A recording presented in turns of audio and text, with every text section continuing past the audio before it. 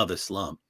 What a yeah, okay. Jihad, and what is the main difference of jihad during the time of Prophet Muhammad sallallahu alaihi wasallam and the jihad in our time? Thank you. This requires a lecture. But in short, jihad linguistically is to struggle, and technically it is to fight for the cause of Allah. The Prophet said, alayhi salatu wasalam, to the person who asked him, "O Prophet of Allah, a man fights for the booty, for the money. A man..." What he meant by booty is what you get from enemies. So don't misunderstand this. Maybe he's referring to his distinguished colleague, Sheikh Yabudi. A man fights for fame. A man fights because his kinship were attacked, so he's fighting with them. Who's among them is in jihad for sabilillah? He said, whoever fights so that Allah's word is the highest. So this is jihad, when you fight for the cause of Allah Azza wa Jal. However, jihad can be categorized in 5 things. Jihad of shaitan, when you struggle, when you fight shaitan, this is jihad. Jihad of your own soul. And sometimes so you heard jihad from your own soul. That is one form of jihad. So when you have the inner fight against the inner Satan, the devil, and your own soul. So that's See, that's what I'm talking about. Peaceful internal struggle Yes. against other desires you may have. And who can complain about that? I mean, it just sounds beautiful. You'd be a monster if you complain about that. We're all jihadis, man. We're all jihadis. These are all our tears. These are all our tears. Yeah. Here, let me focus. Oh, whatever. Okay. So we are all jihadis. Wait. Okay. Here. Do it again. Here we go. Okay. These are all our tears. Fantastic. That's amazing. they're both interlinked. Then you have jihad of the disbelievers, the kuffar, mushrikeen, enemies of Islam. Liar. And then you have the Enemies of Islam. Who would say that? Only an Islamophobe would say that. I wonder if there are any examples of enemies of Islam. Like, who would these people be? I bet Al-Jawa could tell us more about that. I wonder if we could find some one day. If we could go around and say, "Hey, who's actually an enemy here?" We could probably find jihad of the hypocrites who are claiming to be Muslims, but they're fighting and undermining Islam. And finally, you have That basically in Islamic terms is everybody who happens to disagree with whatever Islamic principles that your specific Islamic movement follows. Everybody else basically engages in hypocrisy, explicitly or implicitly. So and he's and everything he's saying right now is directly from the Muslim sources. When Muslims are commanded to wage jihad against different things or for different purposes and so on. And he just mentioned jihad against the unbelievers and jihad against the hypocrites. You have both of those in Surah 9, verse 73. It's, "O Prophet, wage," it says a struggle or strive hard, but it's jihad. So it's, "O Prophet, wage jihad against the unbelievers and the hypocrites." And so it's not just non-Muslims, it's Muslims who are actually hypocrites. And the reason that's important is one of the main things we heard about ISIS is they're not true Muslims. Why aren't they true Muslims? Because they're killing Shias and they're killing Muslims who disagree with them and so on.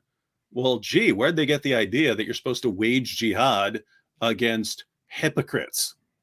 Oh, maybe the Quran.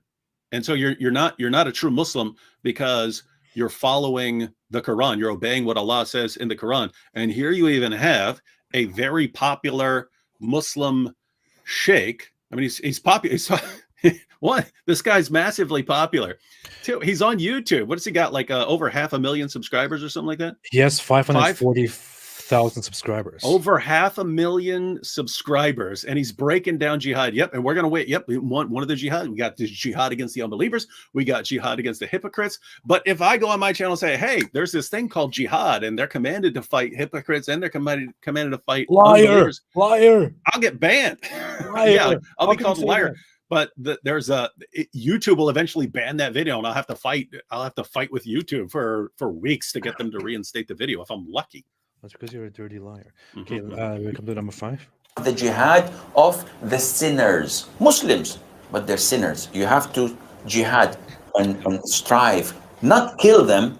See, jihad is not only killing, it can be done by It's words. not only killing. Allah Azza wa Jal says about the Quran, and wajahidhum bihi, and you have to have jihad with the Quran. And the Prophet ﷺ used to encourage jihad by words, like Hassan ibn Thabit. He was the poet of the Prophet ﷺ, and he used to criticize the mushrikeen with poems. And it was much, much more harder on them than swords, Than killing them. Yeah. because people would circulate all this. I mean, yeah, like criticizing people in poems is much harder than killing them, of course. Who can doubt that? The issue is, I'm a little bit disappointed. He's normally a very honest man, but he immediately jumped into just words, although he clearly knows that, and also says and advocates for the idea that Muslims who are sinners within an Islamic society should be disciplined in several different ways, including by lashing and hitting and beating and reprimanding and this and that. So, I mean, he's right. He said jihad against sinners, and it's not just killing. And that's right. It could be chopping hands off. It could be lashes. It can be all kinds of things. But I mean, it's a pretty good breakdown of what the Muslim sources say about different kinds of jihad. The thing is, we're told that like 3 of these things don't exist in Islam. That's what we're told here in the West. absolutely. Said so and so about your family. They said so and so about your fear and being coward and running away from battle. And all the Arabs would talk about it. So poetry at the time was like CNN, was like news agencies. So these are 5 types of jihad that we make, and the jihad technically is divided into 2 types. In Arabic, they call jihadud dafa', and the second is jihadut talab. Jihad al-dafa' is what everyone agrees upon, which is the jihad based on defense. So when someone attacks you, you dafa'. Dafa', you find it in the doors, idfa', meaning push. So far, this is what most Muslims will usually say. They say thus far, many Muslims will agree, and they will say, "Yeah, well, it's defensive. It's if we are attacked, then we fight in defensive wars because we have to protect ourselves. We have to protect our religion and our community." So someone attacks your country, attacks your family. What do? It's legitimate. Even the kuffar say you can do it. That is to defend yourself. This was found at the time of the Prophet ﷺ, and it's found until today. The other type of jihad is the one that everyone trying to hide. They're trying to hide it. Oh, they're trying to hide it. What did he Wait a just say? He's trying to say that Muslims are trying to hide this. Wow. Let's see what that is. So hang on. So hang on. He's saying there's a kind of jihad that Muslims are trying to hide. They're trying to conceal it, right? Now your average Muslim may not believe that this kind of jihad exists. So your average Muslim may not be trying to hide it. He might sincerely believe that there isn't this kind of jihad that he's talking about. But so he's got to be referring to knowledgeable Muslims who are aware of what's in the Muslim sources, and so what's in the Quran, what's in the Hadith, what's in the Sirah, what's in the Tafsir.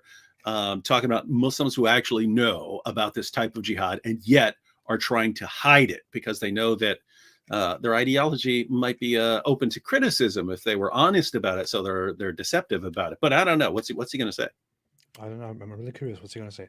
So the type of jihad that everyone wants to hide. Let's retake that quickly. Everyone trying to hide, and it's called jihadut talab, and this means that the jihad of pursuing, running after. And this jihad was at the time of the Prophet ﷺ. But this jihad cannot be accomplished, cannot take place unless the state of the Muslims is strong. If you don't have a strong Muslim country, who can they pursue or attack? No, no, no. Stay where you are. Just try to fix yourself, enrich your people with Islamic knowledge and Iman. Then you can go. And what is the reason behind such jihad? Reason. To call them to Islam. It's for da'wah.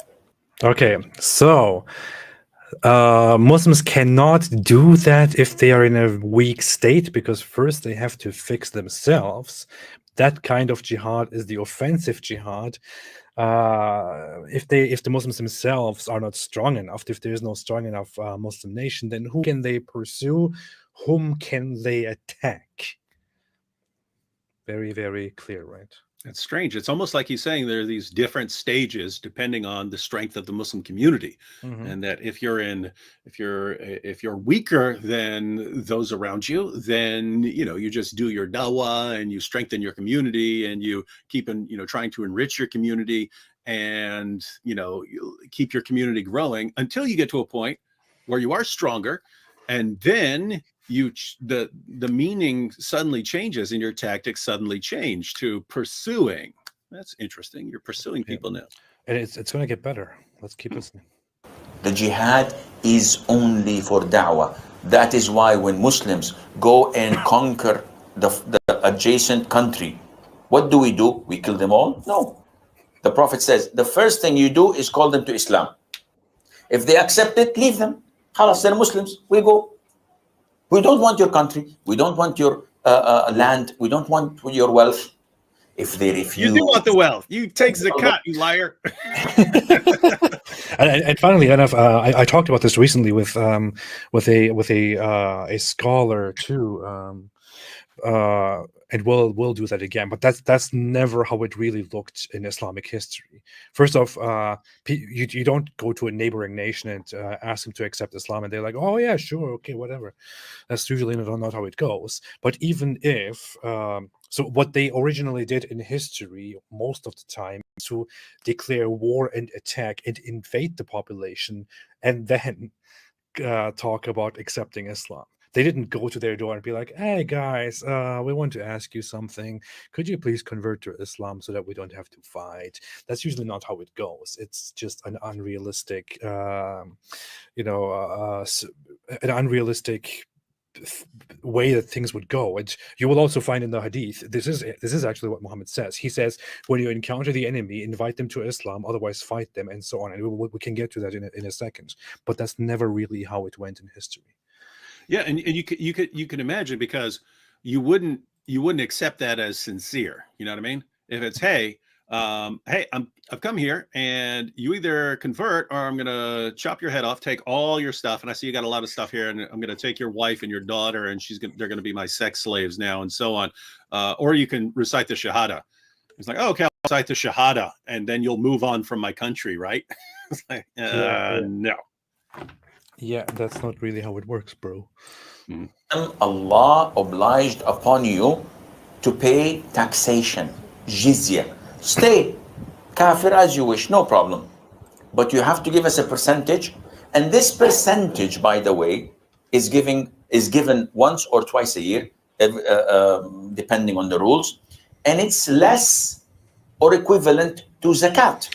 That is a lie. I'm sorry. That's a lie. I can bring you sources. I could bring them right now if it wasn't a waste of time. But there is no specification that the jizya is a specific amount, and that it is lower or equal to the zakah. I'm also not saying that the jizya is higher than the zakah. Yeah. In any way specifying that it is lower, equal, or higher is simply a lie. It can be different things. Yeah, the jizya is unspecified, and it is at the mercy of the Islamic ruler, who can impose it and implement it in different forms and in different in different values. And the reason is because you find in the Muslim sources different values. And so just to show that he's lying, the Jews of Khaybar, who were subjugated and then they were made dhimmis, they had to give 50% of their crops. So that's more than you would pay in zakat. So exactly. This is what the Islamic scholars in history have agreed upon, and you can find this in the most basic. I believe. I don't know. I have some fiqh books here. I can go into that some other time, but you will find there that the jizya, the protection money taken from the disbelievers, which you, by the way, imposed on them while humiliating them, as the Quran says, chapter 9, verse 29, and which is imposed upon them in a humiliating way, so that they feel worthless as disbelievers and want to convert to Islam. That protection money can range from a very low amount to a very high amount, depending on what the ruler decides. So you can't say it's lower than the Muslim tax. And really, I have to say, what it really looks like in the Muslim sources is we like the idea of having people who are producing for us and just paying us. Yeah. So we're going to get as much out of you as we can. If you're generally poor, if it's a poor area, we can't get a lot out of you. Okay, we're gonna charge you a little bit. If you're wealthy, we're gonna raise that up again. But it sounds like we're gonna get everything we can out of you without you just leaving and joining a different military or something like that. Yeah, I forgot his name. What was his name? I just talked to him. I just had a conversation with him a few months ago. The same scholar who wrote the book in God's path, how the Islamic history and how it spread and all that. He explains and specifies also that it was the Islamic idea at the beginnings of spreading Islam that you should make subjects of the disbelievers as much as possible. And the first Muslim populations, the first Muslim people, those people who spread Islam were actually against the idea of quickly converting everyone. They rather wanted people to stay non-Muslims and give them money and give them their goods and whatever they can, because they cared about enriching themselves, because they couldn't see any other way of enriching themselves if everyone just converts to Islam. So there's that. And yeah, and there's a parallel when it comes to slavery, that there were times when they didn't want slaves converting to Islam, because Exactly. then it becomes a good deed to free him because he's a Muslim and so on. And so, hey, let's not be sharing Islam with these guys. Yeah, exactly. Somebody said it. I'm talking about Robert Hoyland. I don't know. I have no idea why I couldn't remember his name. Yeah, Robert Hoyland says that in his book, God's Because Path. you're a fake ex-Muslim. That's true. Yes, absolutely. Your own zakat. And by the way, jizya is not taken from women. You didn't know this, did you? So I'm teaching you new things, mashallah. Sheikh Scholar is a very big scholar. Anyhow, jizya is not taken from women. Hey, pause it real quick. Yeah. I just want to point out, I mean, he's breaking it down about jihad, and then jihad against unbelievers, jihad against hypocrites, jihad against sinners, and he's saying that people who deny these forms of jihad, where you're actually pursuing people, you're going after people, what I call offensive jihad. People who deny this stuff are liars. And you can tell by the laughter, there's a room full of people, right? That's what people don't get their minds around. One, he's speaking on YouTube. So he's using YouTube to spread this to tons of people. But he's also, I mean, he's right in front of people. And we're told, hey, no one believes this. Well, he's clearly got a lot of followers who are in full agreement with him. So interesting stuff that if I say exactly what he says, and I say this is what Islam teaches, I'm a racist, Islamophobic, hate-mongering bigot for saying it. It's just an insane world. This is an extremely common belief within Muslim society. Let's be honest about this.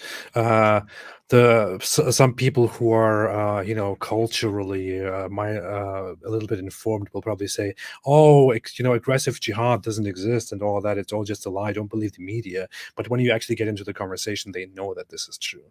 And most Muslims who are informed know for a fact also that offensive jihad has always been a part of Islam. And people like Sheikh Uthman, for example, people like what's his name, Uthman ibn Farouk, for example, will also say the same thing.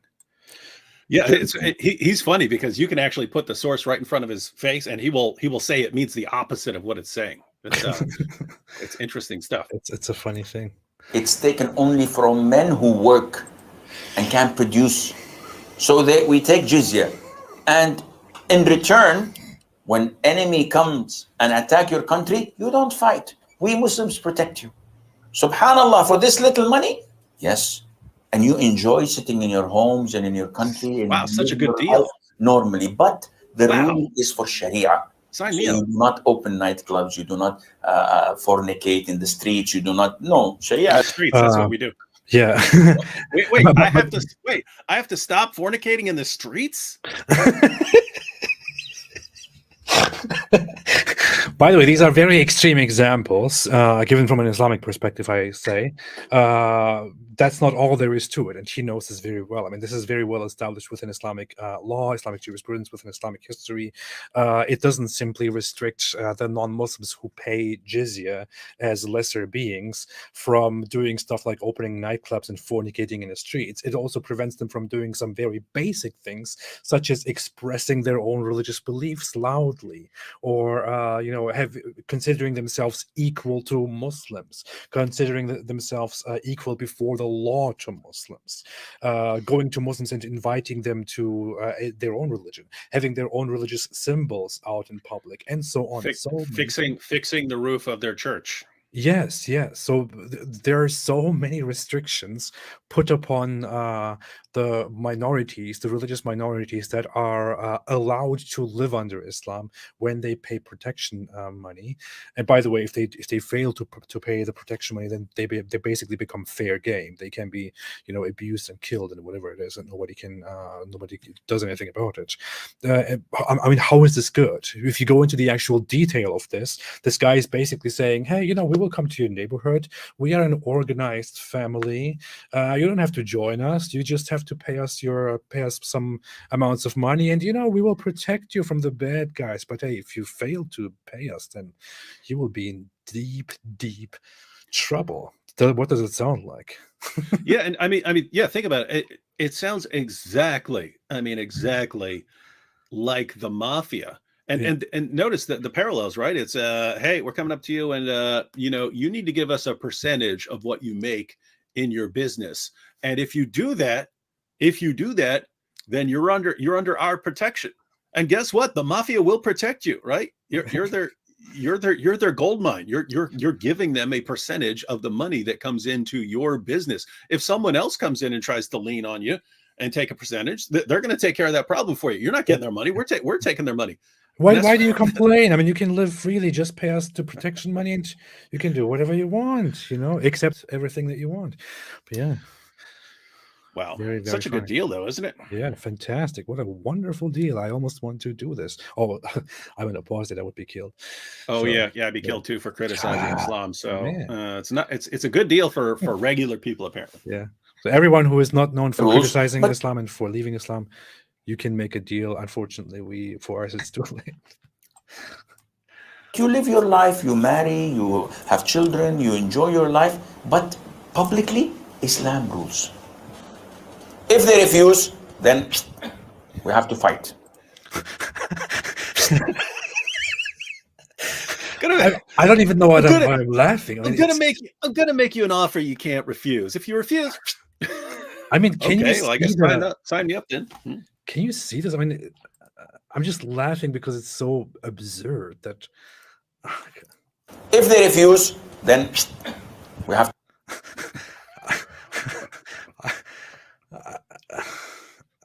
Well, I don't know. What can I say now?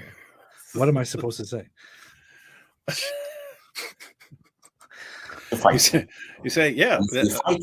We agree. That is the rule. Capture you become our slaves, and we take your land, and you take because you refuse. I give you two good options. Two good options. This is the strength of Islam. But nowadays, forget this. Maybe,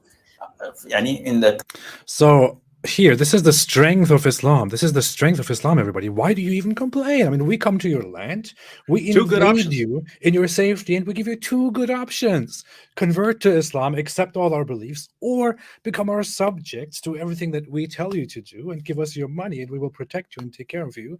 If you don't do that, we will fight you and kill you and enslave you. But I mean, isn't this so reasonable, guys? Please, man. Yeah. So you either we come to your land and we offer you these options, these three options here. One, you can convert and believe everything that was ever said by an illiterate 7th century Arabian caravan robber, and just accept him as your pattern of conduct in all ways. Or two, you still obey the commands of that illiterate 7th century Arabian caravan robber, even though you don't believe in him. You still obey him anyway. Or we chop your head off. So. Yeah. Good deal, right? And it's funny because notice what he said. This is Islam. That's what he's telling us. This is Islam. When we're in a position to do it, those are the options that you'll be given. And don't be stupid. If we say that's what will happen if they get in a position there or they can do that, we're evil and immoral and liars. It's amazing stuff, man. So when you sit down and say, "Hey, this is Islam. Islam, if it gains strength, will invade us and will enslave us, and this and that," that means you're a liar. But if I am an Islamic scholar now and I say, "Hey, this is Islam. This is our religion. If we have the strength, then we will invade you and we will enslave you," then that is completely okay, because I'm just telling you the truth as it is. I mean, what do you want from me? Don't be unreasonable. Don't be stupid. I'm giving you two good options: convert to Islam or pay me protection money. Otherwise, yeah. It reminds me of those little I think you used to post little mock dialogues, which were basically little summaries of your actual discussion. If with like you and Daniel Hakikachu, where you'd put you saying, "Hey, Islam calls for the killing of apostates," and Muslims, liar, bigot, Islamophobe, you're making that up. Daniel Hakikachu, yes, we're going to kill you. Muslims, alhamdulillah, preach it, brother, preach it. It's like, yeah, exactly. What's going this is on? Exactly such a situation. What's going on? Man, in the coming 40, 50 years when the okay, let's take this from here again. Click. I give you two good options. This is the strength of Islam, but nowadays, forget this. Maybe in the coming 40, 50 years when the Muslims become strong as they're supposed to be, and they are focused and Islamically oriented. Now we're not Islamically oriented. We are. Did you just hear that? Did everybody just hear what he said? Play it again for him. Did everybody just catch what he said? I will play this part again. Did everybody catch what he said? Listen again and listen what he is saying here. Strength of Islam, but nowadays, forget this. Maybe in the coming 40, 50 years when the Muslims become strong as they're supposed to be, and they are focused and Islamically oriented.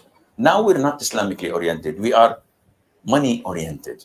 We want to live comfortably, have a good car, have a good house, have a good salary, and let everybody else die. I don't care. Because you Okay, I will play this again one more time from a better point. refuse, I give you two good. We have to fight. If they refuse, then we have to fight. And if we fight you, then we capture you, you become our slaves, and we take your land, and you take because you refuse, I give you two good options. This is the strength of Islam. But nowadays, forget this. Maybe in the coming 40, 50 years when the Muslims become strong as they're supposed to be, and they are focused and Islamically oriented. Now we're not Islamically oriented. We are money oriented. We want to. So what this scumbag is saying basically is that's rude. What this misunderstander of Islam is what saying. This misunderstanding scumbag is saying here is basically, right now we are not strong enough and we are not good enough as the Muslims. When the time comes, maybe in 50, 60 years, when the Muslims are strong enough and they have gathered themselves and they have become good again, they have become Islamic enough again, then you know what, you guys, we will come to you. We will give you two options: convert to Islam or become our subjects and pay protection money. If you don't do that, we will fight you and kill you or enslave you, which includes, of course, raping your your women. I mean, yeah, it's of course obvious. And I mean, who are you to complain? We give you two very good options. And this is not right now. Don't worry right now. This will probably happen in 50, 60 years when we have become strong again, as we should, as the Muslims. This is what this guy is basically saying. He's saying within the next 50, 60 years, the Muslims might become strong again, strong enough to invade and to convert. This is a forcible conversion or subjugation. Forcibly convert or subjugate or kill and enslave the enemies of Islam, which means all those who reject Islam. This, dear viewers, ladies and gentlemen, is what Islam is, not according to me, not according to David here, according to this Islamic scholar, Asim al Hakim, who has 500,000 subscribers and growing, and with whom so many Muslims in the world agree. 50 to 60 years, and Muslims like him will invade us and enslave us in the name of Islam unless we obey them. What do you think about this, everybody? What do you think about this, David? And by the way, notice when you put it together with what's going on right now, right? Because he's saying, hey, we've got several decades to wait. And I think he's still relying on some old statistics where Islam is going to outnumber everyone just by birth rates and so on. But notice, if you were to put this together with what the Dawa gangs are doing, the goal is, hey, let's keep converting people to our religion so that we can not keep losing ground and keep losing followers. We need to do our dawah well enough, and we need to get on enough people's podcasts and so on. We need to get the word out and get enough converts so that 50, 60 years from now, then we can just wage jihad and conquer and slaughter them all.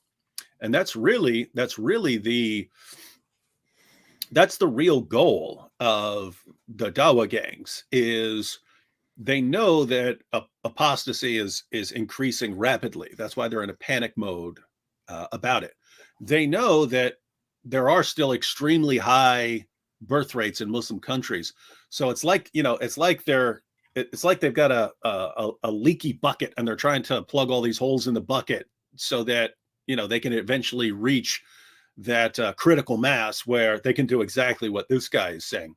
But it's exactly what you get from reading the Muslim sources. It's exactly the pattern that you see in the life of Muhammad. It's exactly what you see generation after generation after generation doing. If you're too weak, hey, let's all get along. Let's all get along. No, we're not going to subjugate you. And then as soon as you have the strength, well, you subjugate everyone. And he's saying right now, hey, we're in one of those stages where other nations are much more powerful than us. It's not in our best interest to go around trying to subjugate them because they would crush us. And therefore, hey, guys, just focus on spreading Islam.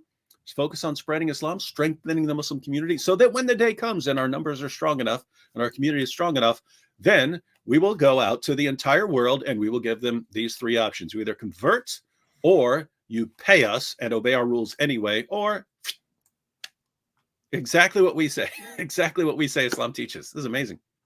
I don't even know. I'm speechless right now. It's just we talk about these things all the time, right? And it just seems like, I mean, some people just make it look like this is just some thing that we talk about, and it's not a big deal. Here we have a Muslim scholar, a Muslim preacher who is very popular. And this guy is not ISIS. He's not he's not any of those. He's not Al Qaeda. He's not one of those extremist groups that go around blowing themselves up or anything. This guy is just a regular Muslim scholar and preacher and teacher who is popular and who is getting extremely popular on the internet. And many regular people from around the world who are not by any means extremists, as they are called and grouped in the media, for example. Many people follow this guy, and he very openly and clearly says, maybe not today, but maybe in 50 or 60 years, when the Muslims are strong enough, as they should be, then we will go around and we will invade you, and we will tell you to convert, to pay us protection money, or otherwise we will fight and kill you and enslave you. What are you going to do? I mean, this is not what I'm saying. This is not something that I'm just putting on a thumbnail for whatever it is. This is what this guy actually says. This is Islam according to this Islamic preacher. This is Islam according to the Muslim masses. This is not Islam according to me. I wish it was just Islam according to me. I wish we were just making this up. It's not. This is Islam according to this Muslim preacher and according to the Muslim masses and according to the Muslim books of law and history. I want to have a very, very quick look at this very heavily disliked video of him because it's about slavery. Let's see. Oh, wait. What did I do? I muted this. Okay. Now, one would say slavery is banned. I said, yes, it's banned. But slavery was there, and slavery is not something that Muslims should be ashamed of, because people think that, oh, Islam promotes slavery. Does Islam promote slavery? There is only one means of having slavery, and that is through capturing of prisoners of war. If I go to Burma, where they're very poor, or Somalia, and someone comes to me and says, do you want to buy my son or my daughter? He is 7 years of age, 9 years of age. I'll sell him for $150. And he can become your slave. That's cheap. I'll buy him. Take two. Said, oh, you get one free. So is this halal? Definitely not. This is a free man, a free child. I cannot buy. The only means of slavery in Islam is through prisoners of wars, non-Muslims, disbelievers. So if someone attacks my country... It's just non-Muslims, guys. It's just non-Muslims. I mean, why are you making such a big deal of this? We just enslave non-Muslims through war. And by the way, it's false. He's saying the only way you get slaves is as prisoners of war. Muhammad got most of his slaves from the slave market. That's where Muhammad got most of his slaves, from the slave market. He just went and bought them. Yeah, he kind of makes it. I think he, if I missed that, he goes into how you cannot buy a free person and turn them into a slave. And that would be correct, but that's also a very strange thing to point out. Who thinks of that anyway? But you can buy a slave. You can buy a person who is already a slave and make them your slave. That is completely possible. You can buy, sell, and trade. Yeah, Muhammad himself bought and sold slaves and told others to sell slaves and to gift slaves. So that is all part of Islam. This is normal. I, with the army, defend my country, and we get prisoners of wars. What do we do with them? Send them to Guantanamo. No, we enslave them. Oh, this is against human rights. Well, them attacking us is human rights? Is okay, Annie? No, this is human rights. How? He is a slave. He's like an animal being sold and bought and not having rights. Yes, but this is for his sake. Come on. How can it be for his sake? When a surgeon goes to your son and cuts open his stomach to remove a tumor, is this for his sake or not? Definitely. He's bleeding, he's in pain. Yes, but this is for his sake. Likewise, this disbeliever who was an... What a stupid analogy. This is one of those moments where you think, oh, wait a minute, why would you make such a dumb analogy? I don't even know. Come on, AP. People need tumors removed, so don't complain when I enslave you. What an idiotic analogy. This is one of those things. This is one of those moments where you don't even know how to answer because it's just so absurd. Islam. I can execute him and get it over with. But what I'm giving him is an honest and decent life. I feed him from what I eat. I clothe him from what I wear, as the Prophet ordered, alayhi salam. Not only that, the Prophet, alayhi salam, in the Quran and in the Sunnah, whatever you do, expiation, free a slave. So if I have intercourse with my wife during the month of Ramadan while fasting, this is a sin. It invalidates my fasting. What to do? Free a slave. If I'm driving and I kill someone by mistake, expiation, free a slave. If I tell my wife that I don't want you and I am not even going to touch you, you are exactly like my mother, then I feel remorse and sad and I would like to continue living with her, free a slave. If I say, Wallahi. So, that's in the Quran. That's in the Quran. Yeah. He's basically saying that freeing a slave is something that you can do to up for something terrible, something bad that you did. this is not exactly a great point. It's also not exactly a great point to argue in front of people who value human freedom and life. This is basically like saying, look, you can also give money in charity to make up for your sins. Does that mean you should not own money? You shouldn't own property? No, that's not it. That means that it is valuable, it is your property, but you should give it up and give it in charity so that you can make up for your sins. Likewise, you are also not discouraged from owning slaves. No, slaves are your property, your valuable property, and in return for certain sins, you can free a slave, or do whatever with the slave, free a slave to make up for your sins, because you're sacrificing your valued property. This is not an advocacy of liberation and freedom and all that. It just means, hey, make a sacrifice from your property, this little animal slave that you own. Yeah, and it was kind of like he was saying, hey, it's good to have slaves, so because they come in handy. If you do something bad, then you've got some credit. Some credit on hand to fix that. So I mean, think about it. You want a good 100 slaves. If you mess up regularly, you're going to want to keep 100 slaves on. Oh, I did that. I said, may my wife be like my mother. I got to fix that. Now I want to go to my wife, but it's like my mother now. Again, that's in the Quran, Surah 33, verses 4-5. But that's where, if they wanted to say, hey, stay away from me, there's may you be like my mother, or may you be like my mother's back, meaning I'm not gonna approach you for sex. And so if you have a lot of slaves, that is like having a high credit limit, which you can always use in case you need something, or you need to you're in a bad situation, you messed up, you sinned, so you can use some of that credit, which is a slave, and just give that away. And the really good side is, if it's a female slave, you get to rape her until you need to use cash in that credit. Oh yeah, you can plow, and then you can free them, and if you did something bad, so it makes sense, right? I will not come to your school tomorrow, and then I change my mind. Expiation, free a slave, and it goes on. Everything in Islam, free a slave, free a slave, free a slave. You're in trouble if you don't have a bunch of slaves, man. You're kind of in trouble. Slavery, but by living in our houses and looking at how we treat them, and looking at how we worship Allah Azza wa Jal, this would make them accept Islam voluntary, because there is no compulsion in religion. Alhamdulillah. Especially when you're raping them. Of course. That is why the Prophet ﷺ said in the authentic hadith, I am astonished, I am amazed of people being dragged to paradise in chains.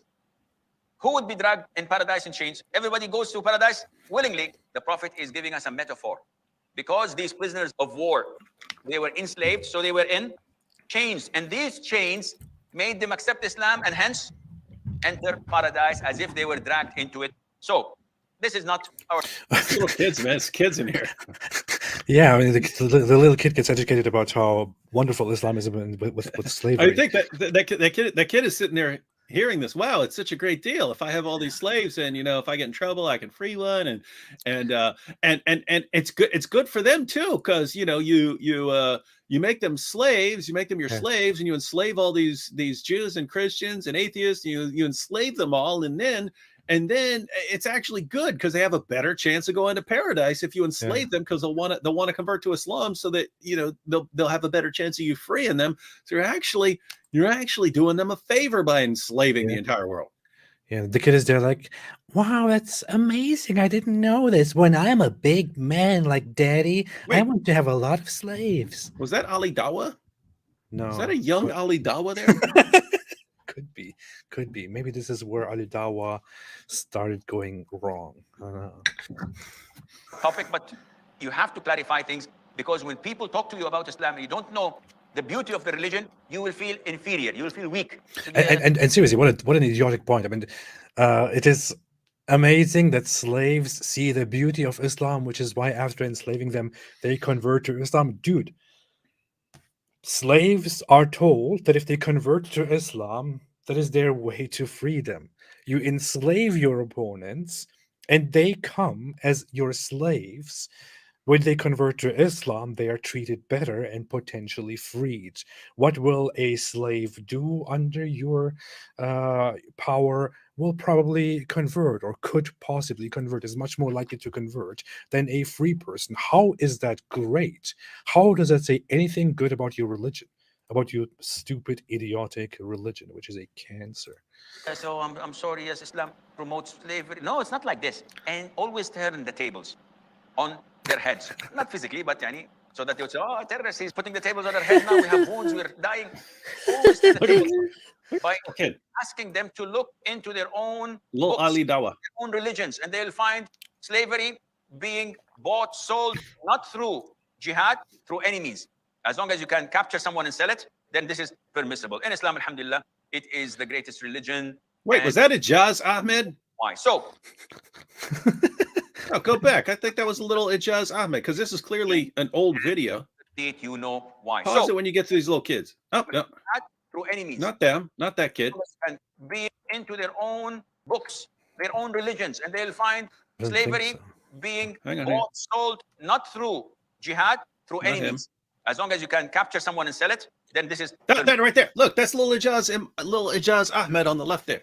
Look, that is clearly Ijaz Ahmed when he was like, I mean, he's still the same size, but that's clearly him when he was like 12.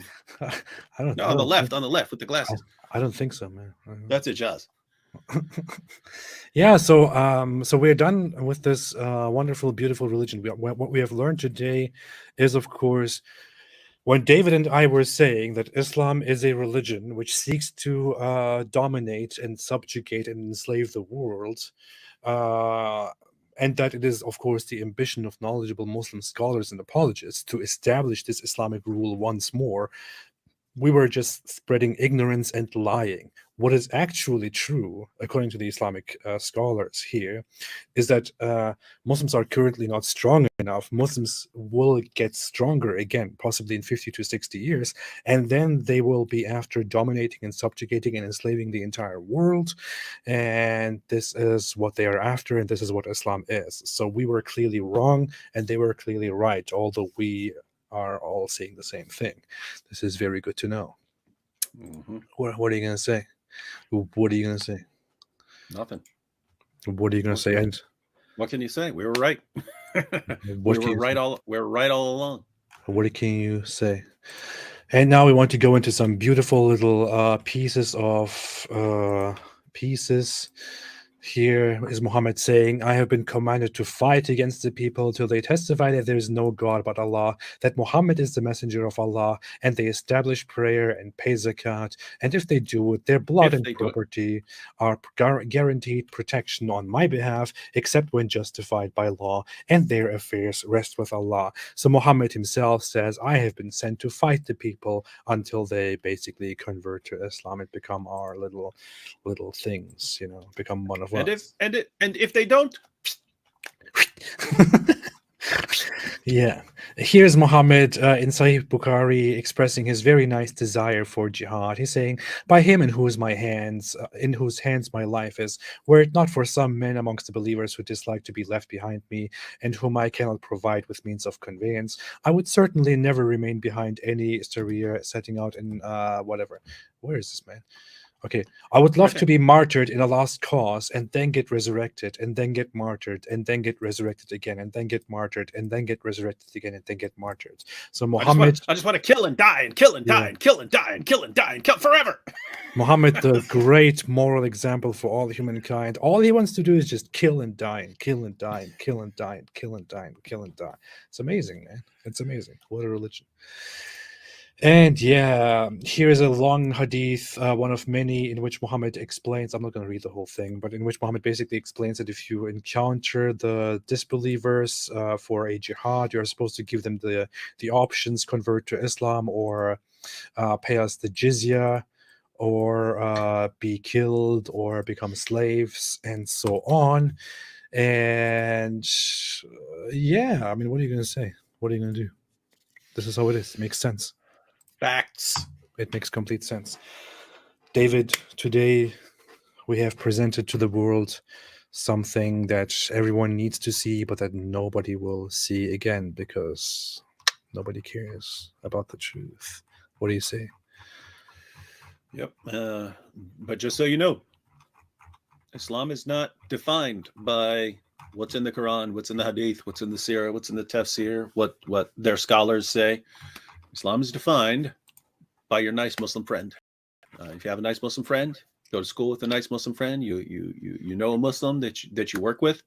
Whatever that Muslim feels, that's true Islam, not what's in the Quran, the Hadith, the Sirah, the Tafsir, not what scholars are saying. It's what your Muslim friend feels. That's true Islam. Yeah. What the Muslim scholars and apologists are saying, everybody, you have seen it right here. You can make clips of it. Please make clips of it. Please clip that part. Please share it. Make it concise so that people can see it. I'd make a 1-minute video of him going. They are saying he's openly saying, I don't care about human rights. I mean, is that human rights? Them fighting us? We want to fight. We want to spread the word of Allah. We want to impose Islam on you, and we give you two very nice options. I mean, why don't you accept those two nice options?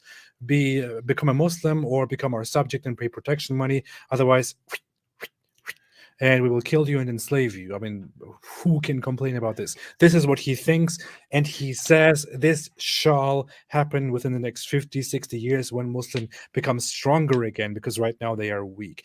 Please, I mean, I just want to say this all day long because this is just so obvious. It's more obvious than anything that I could put out or that David could put out here. It's just right there from that guy's mouth. Clip it, sell it, clip it, spread it, show it to everybody. Show it to your neighbors, to people on Twitter, on Facebook, on Instagram, to your, I don't know, children, to your grandparents, to your grandchildren, your cousins, your friends, whatever it is. Show it to your representatives and politicians and to whoever it is. This guy here is a popular Muslim scholar and apologist, and is clearly saying these things. We are not making them up.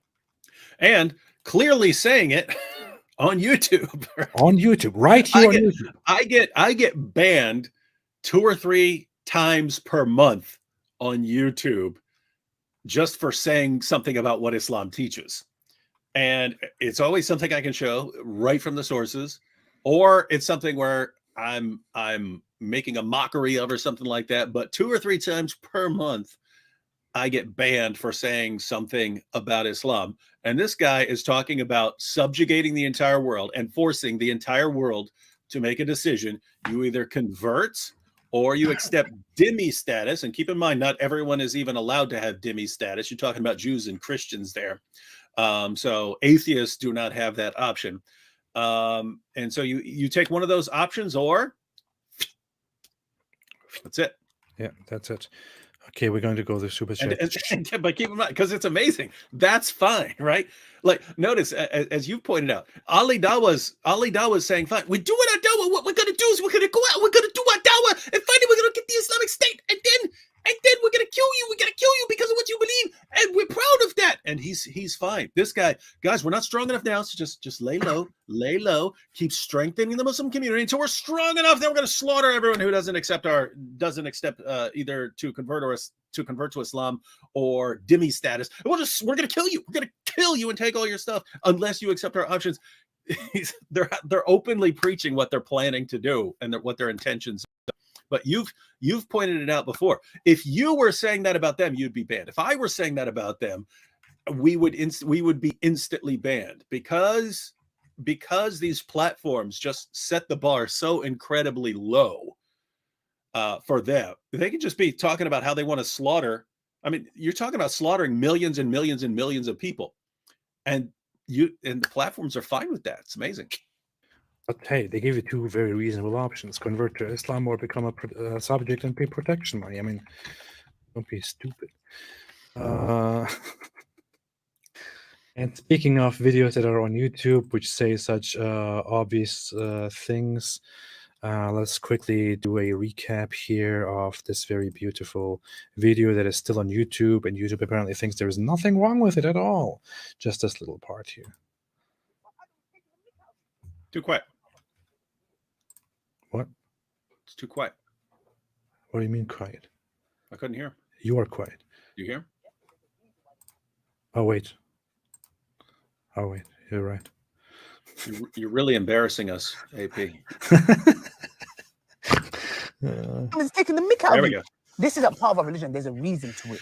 Yeah, there's a reason why there's a Yeah. capital punishment, because people like you, little weaklings who leave their religion and cause corruption in the land by spreading it, the capital punishment in Islamic law would be applied to you. We have We no have no doubt. doubt. We're We have no proud. doubt of that. Not individuals going and doing it themselves like idiots. Yeah, no, under an emir, it is It is done. done. And Yes. we, you know what, we'll be We'll be watching. watching.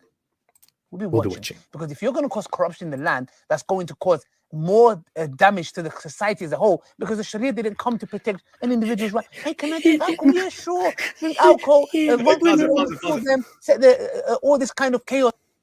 Look, listen to the example he gives, right? Notice, because that you got Daniel Hakikachu, the unbelievers, the Christians, they just urinate all over their walls. It's what they do. And then you had the Sheikh, and it's running through the street and fornicating, right? And then you've got Ali Dawa, and it's if you don't accept the Sharia, and then you say you can drink alcohol and go around and killing people. Yeah, you're not in trouble for that, Ali Dawa. You just go around driving and killing people.